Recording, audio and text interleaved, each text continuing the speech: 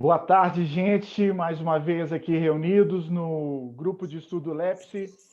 Hoje nós temos o texto da Ana Carolina Ferreira, que é uma professora lá da Flaxo de Buenos Aires, também autora, também pesquisadora junto com a gente na pesquisa internacional Atenção a Sujeitos com Problemáticas Sociais. Vocês lembram que nós estamos, ao longo do ano, estudando o material dos autores ou dos pesquisadores autores dessa atividade da RUEPSI, né, de alguns membros da RUEPSI que se reuniram aí, que tem práticas de trabalho social, né, práticas de psicanálise na esfera social. O texto da Ana Carolina Ferreira é Espaço de Acompanhamento de Professores, Novidades, né? Ela pergunta se faz o caminho ao andar, ao caminhar.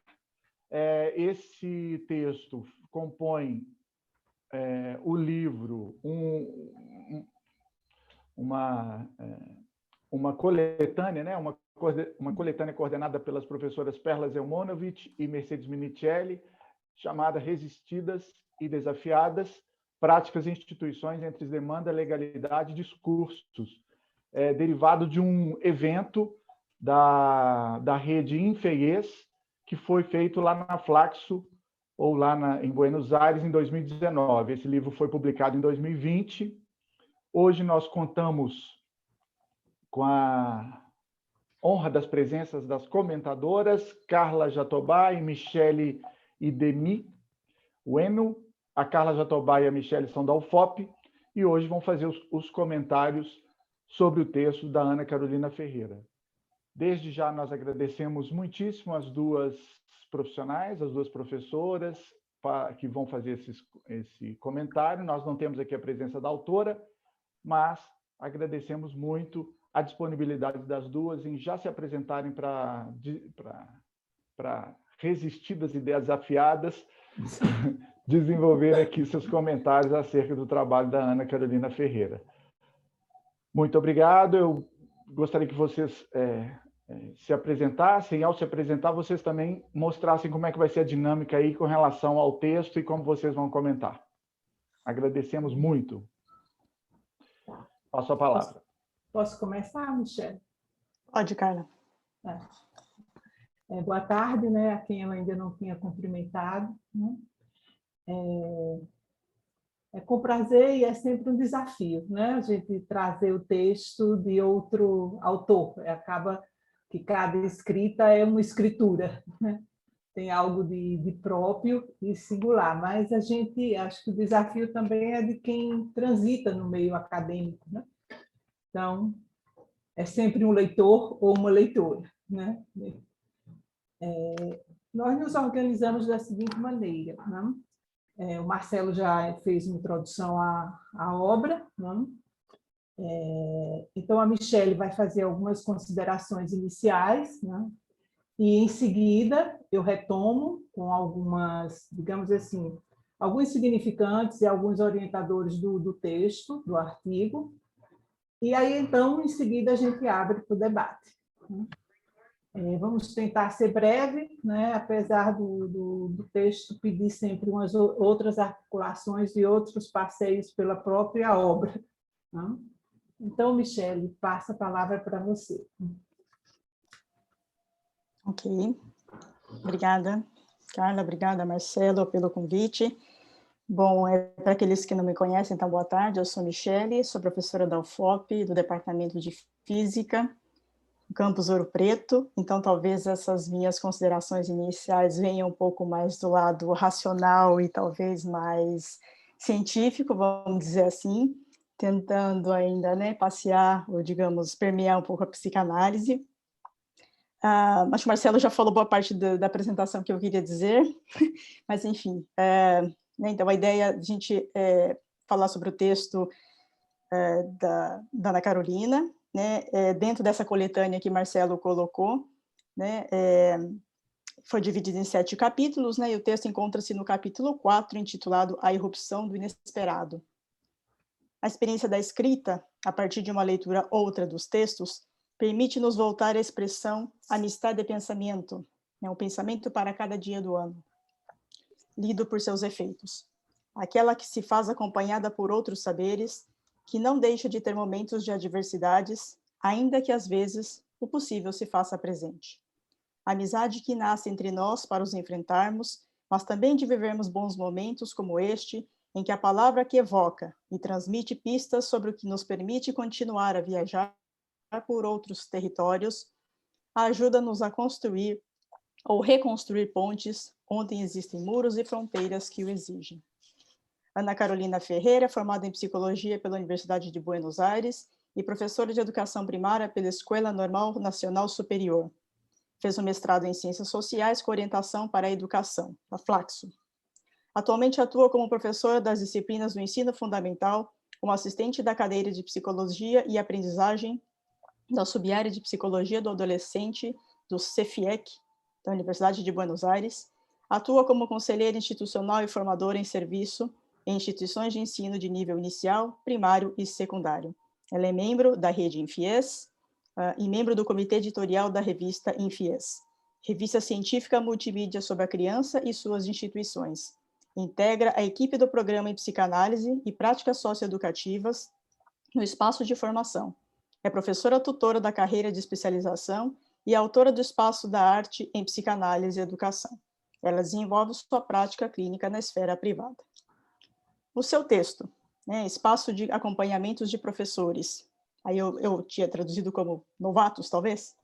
O caminho se faz ao caminhar, nos convoca enquanto professores. Velhos e novos, eu diria. Porque penso, estamos todos, o tempo todo, repensando a nossa prática. Prática esta, repaginada neste novo panorama em que estamos vivendo.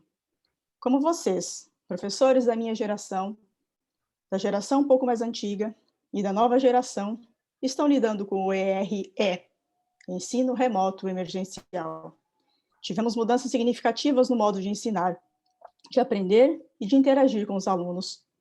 Interação esta que se fortaleceu, ou ficou ainda mais frágil, mais líquida, com as relações virtuais pela tela do computador e ou celular. Como foi interagir com fotos e letras?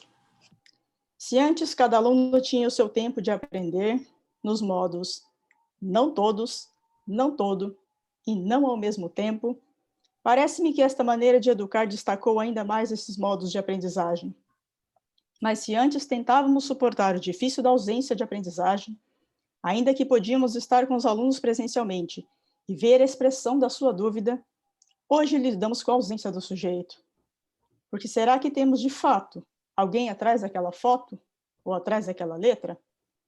Com a dificuldade de estar online, com uma boa conexão, com o nosso despreparo enquanto usuários das ferramentas digitais, da dúvida em como percorrer um caminho que só se faz caminhando. Muitos dizem encontros. O significante novo parece que tornou-se triplamente novo, ou novato. Novo é aquele que não tem experiência, que tem pouca idade, ou que está no começo da carreira docente. Mas do ponto de vista da idade, não sou tão nova, já tenho um percurso docente, mas não tenho nenhuma experiência em lidar com esse ensino remoto. Entretanto, não tive os 4 ou 5 anos para me preparar, para entrar numa sala virtual e ministrar uma disciplina. Foi meio que no susto, em 2 semanas, em um curso preparatório oferecido pela universidade no final de 2020. Se tudo que funciona em uma aula, se não é tudo que funciona em uma aula, nem o tempo todo, e nem com todos, por que ainda insistimos em fazer com que tudo aconteça em uma única aula, numa mesma sala, com todos os alunos? O que a gente ouve é, mas funcionou tão bem com a sala A, não sei por que não deu certo com a sala B. O que já nos coloca uma indagação, ou várias. O que é dar certo? O que é funcionar? O que é não dar certo? Será que o fato de os alunos terem realizado a tarefa quer dizer que funcionou? Funcionar significa aprender? Então, será que houve aprendizado? O quanto estamos interessados em saber se o aluno aprendeu ou não? A premissa que o texto nos coloca é algo que não está funcionando, algo que está funcionando na aula em algum momento com algum aluno. Da mesma maneira que sempre haverá alguém que não está, que não vai, que não atinge os nossos objetivos. Penso que o fracasso escolar é inerente à nossa profissão. E aí me parece que é difícil não ficar angustiado de lidar com o real, que insiste, mas não é fácil se manter numa profissão cuja dúvida, incerteza e incompletude pairam o tempo todo. Aliás, todas as profissões são assim. Mas como cientistas, que buscam resposta para tudo, nós professores também. Como fazer então? Os autores nos falam da possibilidade de um dispositivo, da conversação. Acho que também posso chamar de rodas de conversa. Eu as tenho utilizado nas minhas aulas de física, para que os alunos possam se colocar e a partir da singular ignorância de cada um, a fim de alcançar algum conhecimento, ainda que não todo, de si e da física. E vocês, já tentaram também? Obrigada. Passo para a Carla. Obrigada, Michele.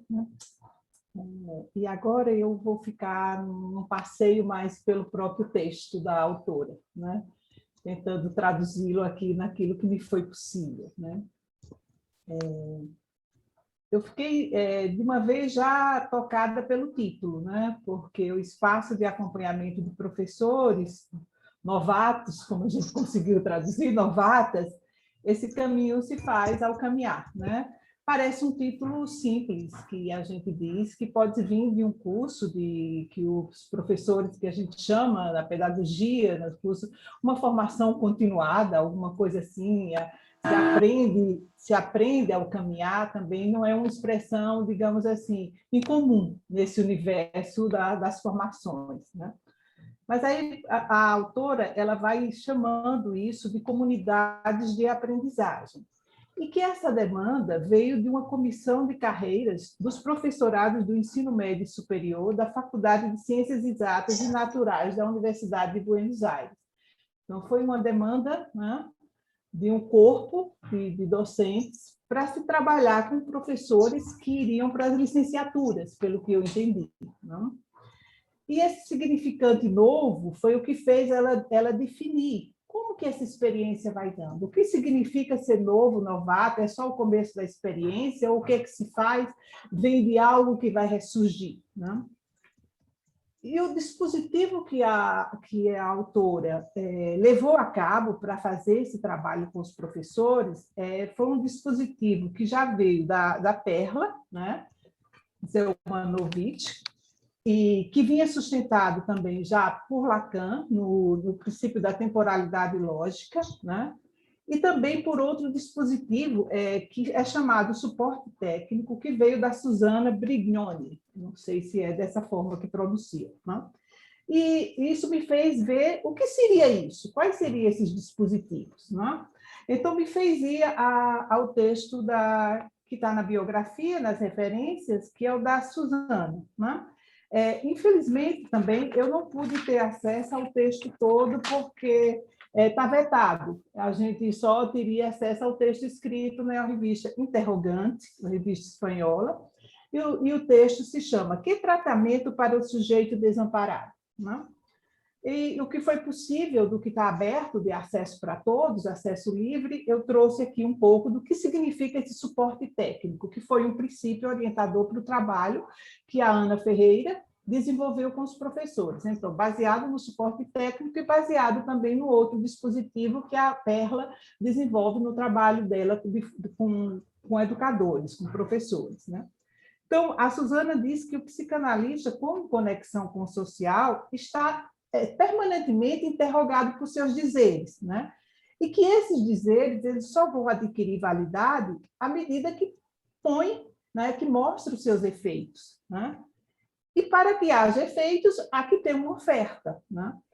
E aí a oferta dela, que é um trabalho com educadores sociais, pelo que eu entendi, com instituições com educadores sociais, com crianças, digamos, eu acho que eu pensei que era com crianças órfãs, pelo que eu fiquei aqui do meu imaginário, trabalhando com isso, né? Então, ela diz que esse dispositivo se organiza ao redor de dois eixos. O primeiro é produzir um lugar de enunciação e depois introduzir, né, onde faz surgir um transtorno, o que vem na fala dos educadores como transtorno, como um comportamento desordenado, ela faz introduzir, ou tenta introduzir no grupo uma pergunta que aponte, né, para a significação sintomática e que faça emergir, né, alguma coisa ali desse transtorno, que não paralise. Então, ela fala que oferece um espaço de tempo e leitura, né, para que se torne, essas situações adquiram outra capacidade de leitura e não ficar paralisado e detido, né, com essas lógicas que tendem a trazer sempre uma face da homogeneidade, né? E no caso dela, que trabalha com infância, ela põe sempre em relevo assim, o efeito da proteção à infância, de onde parte a pergunta dela, né? E aí busca, através da conversação, também não tive acesso se há uma conversação, se há um tempo lógico aí também dessa conversação, quantas sessões, não sei, né? Mas o que ela tenta fazer é que deixar os educadores sociais em suspenso, em suspender as certezas que eles trazem, né? Abrindo espaço para que venha surgir uma pergunta sobre esse sujeito, sobre essa criança, né? Que aparece sempre na condição de desamparado, não?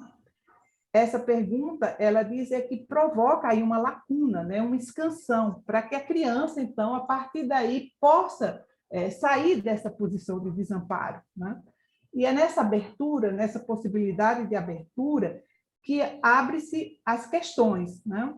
E aí há uma derivação, né, dessa, digamos assim, dessa posição dos educadores, né? E que passam a fazer outras questões, digamos assim, em torno desses significantes que as crianças possam trazer, né? E principalmente em relação aos sintomas que são absurdamente o tempo todo nomeados em direção a cada criança. Aí ela, no final, assim, que o texto ele tem uma lacuna grande, como eu já te falei, no final, ela diz que trata de provocar, de sustentar e suportar o tempo de compreender, né? Que esse tempo, normalmente, fica elidido, né, nas atuações, né? E esse dispositivo, que ela chama de suporte técnico, mantém vivo esse tempo, né, para que possa potencializar a construção de hipóteses, né, junto aos mediadores no cotidiano, né, e entre sujeitos que intervêm nos distintos cenários sociais. Esse seria o suporte técnico, que é um dos operadores que a Ana Carolina Ferreira traz, e ela traz também o que a Perla trabalha, que eu vou resumir aqui, porque na mesma obra, nessa obra Resistidas e Desafiadas, há um outro texto que o texto da Ana Carolina me fez ir lá no texto da Perla, também para entender um pouco o que seria, né, alguma coisa desse não todo. Mas antes de chegar no não todo, há esse dispositivo de trabalho que a Perla já vem desenvolvendo, né, por um tempo também, que fala também baseado no tempo lógico, né, de Lacan, o instante de ver, o tempo de compreender e o momento de concluir. Então, o que é que ela propõe como esse dispositivo no instante de ver, né? É um objetivo de comover, de tocar a posição dos futuros profissionais, isso aqui ela já está relatando em outro momento, não? Que o trabalho se faz com professores que estão prestes a se formar, né? E levar essa posição dos futuros profissionais até o lugar de uma responsabilidade subjetiva, né? E pede para eles relatar um enigma de um acontecimento passado na sua escolarização, não? Narrar, né? E nessa narrativa há uns limites para a narrativa. O sujeito ele tem que narrar sem oferecer explicações, né? Sem concluir antecipadamente, e a narração tem que trazer 3 elementos, que é a dimensão sociocultural daquele evento, a dimensão subjetiva, né, e a institucional. Isso nesse primeiro momento do instante de ver, né?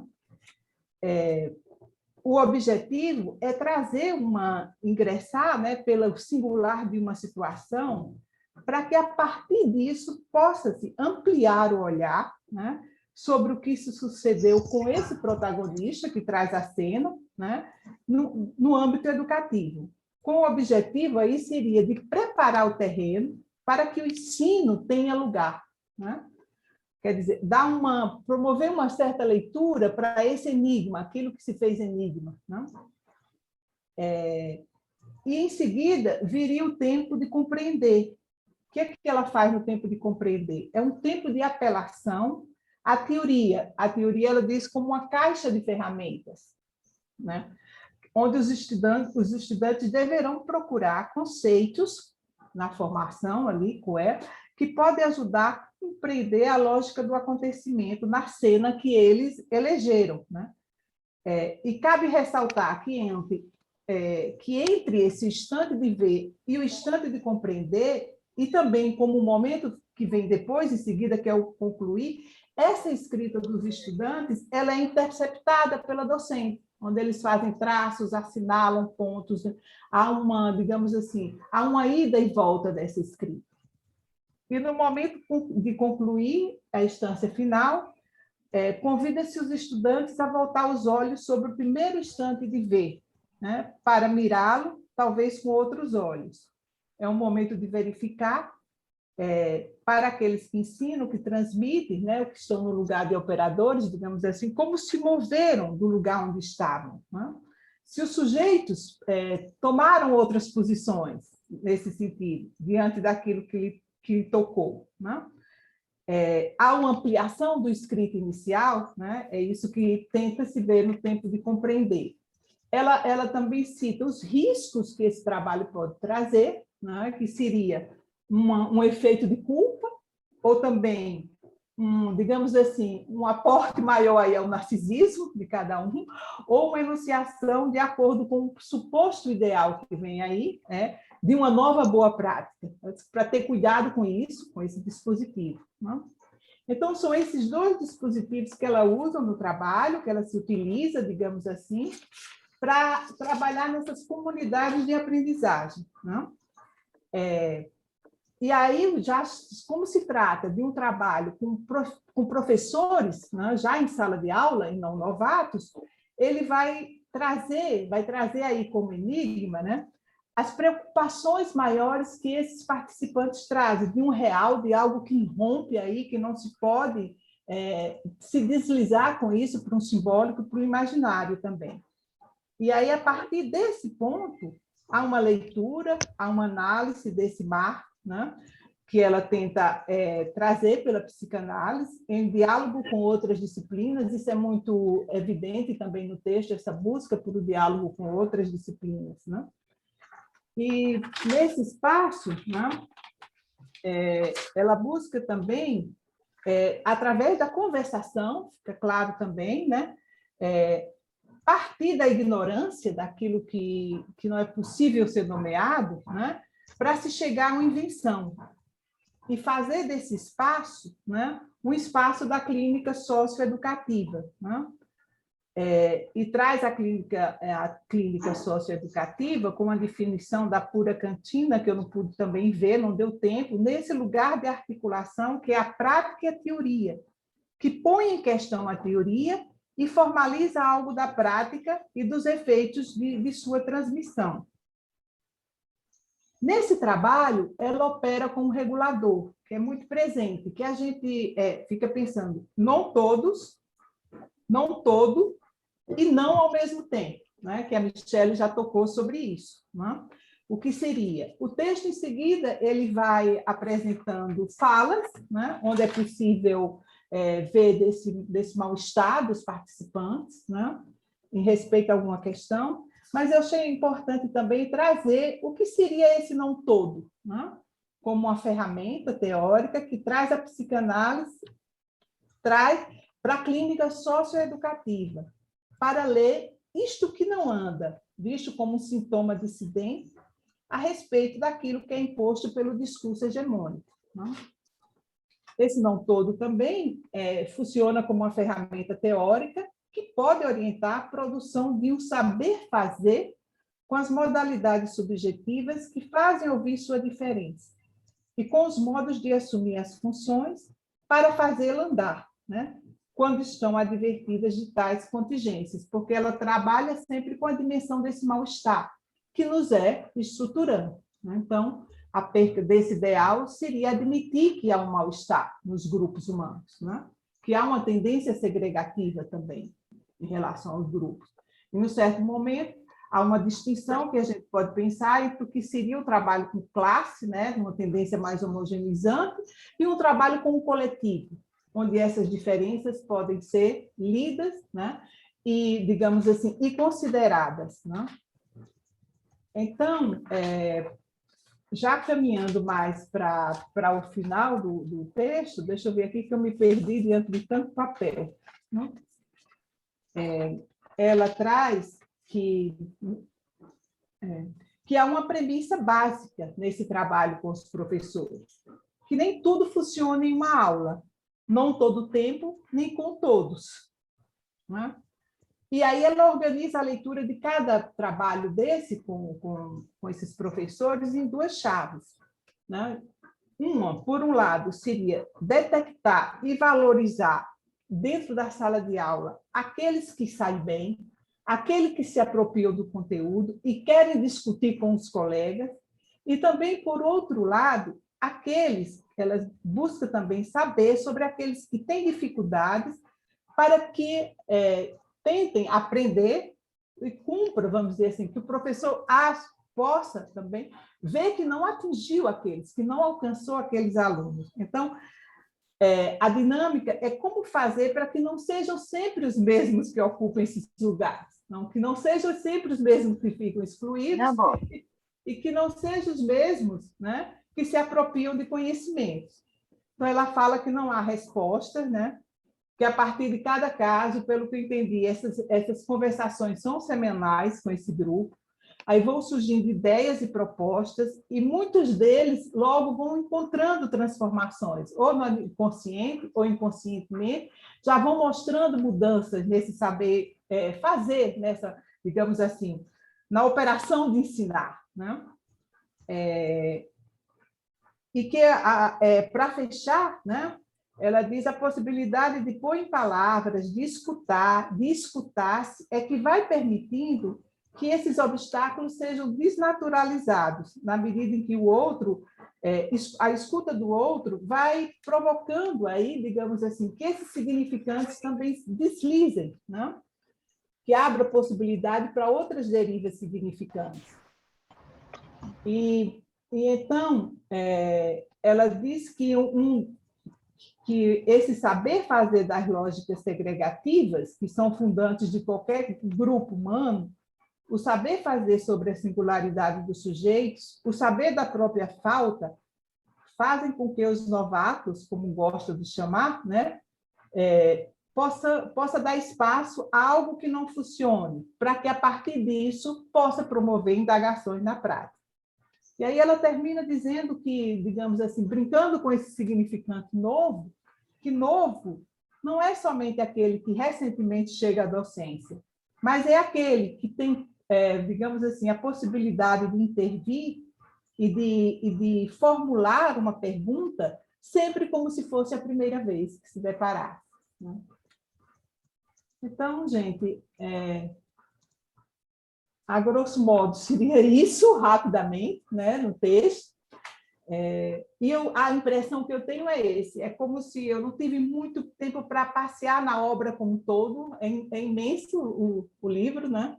Como a Michelle falou, são 7 capítulos, cada capítulo, os textos estão bastante entrelaçados, né? E um conceito vai tendo outros desdobramentos nas discussões dos outros autores também, né? Então, podemos conversar.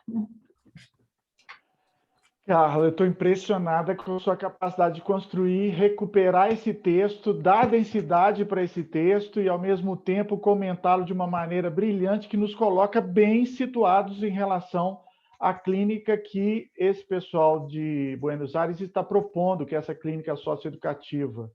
Então, é muito interessante. Inclusive, você vai nas fontes, só para lembrar a todos e a todas que nós temos... Eu acho que agora, em outubro e novembro, nós vamos estudar justamente os textos da Suzana e os textos da Perla.